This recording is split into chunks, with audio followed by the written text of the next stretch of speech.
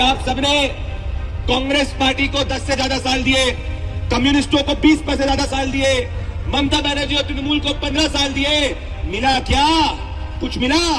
आज भी जाके आपको रोजगार जो है कहीं और करना पड़ता है। जिसे एक मौका मोदी जी को दो, सबसे ज्यादा हाईवे यहाँ पे बना के देंगे। एक मौका मोदी जी को दो, बाबरी को यहाँ पे नींव नहीं रख पाएगा।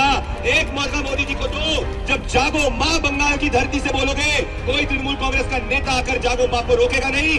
एक मौका मोदी जी को दो, माँ दुर्गा की आस्था बेखौफ कर सकते हो, भले शनिवार हो या शुक्रवार हो। शुक्रवार को भी कोई प्रतिबंध तुष्टिकरण की वजह से नहीं लगाएगा।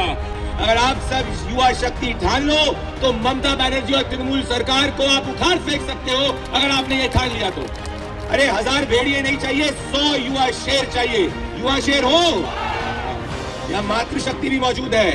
अगर युवा और महिला दोनों एकजुट हो जाए तो कोई भी भारतीय जनता पार्टी की सरकार को बंगाल में आने से रोक नहीं सकता। और आज का दिन इसीलिए जरूरी है क्योंकि जैसे स्वामी विवेकानंद ने आने वाले सदियों के लिए हमारी मातृभूमि भारत की रक्षा के लिए भगवा पहनते हुए भारत की एकता का विचार रखा था, ठीक उसी विचार के हिसाब से प्रधानमंत्री नरेंद्र मोदी जी देश भर में युवा शक्ति को आगे रखते हुए सर्वश्रेष्ठ भारत, विकसित भारत जिसमें भागीदारी युवाओं की हो, ऐसे युवा जो किसी परिवार से नहीं आते हो, आप में से युवा हो।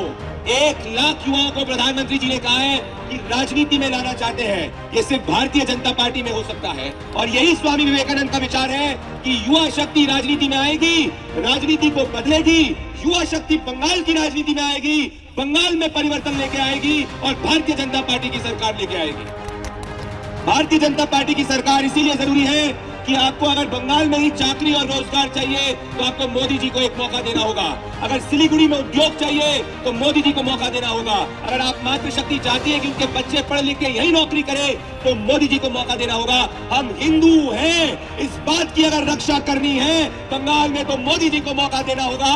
और इन सभी कारणों की वजह से इस बार प्रधानमंत्री नरेंद्र मोदी जी की सरकार लानी होगी।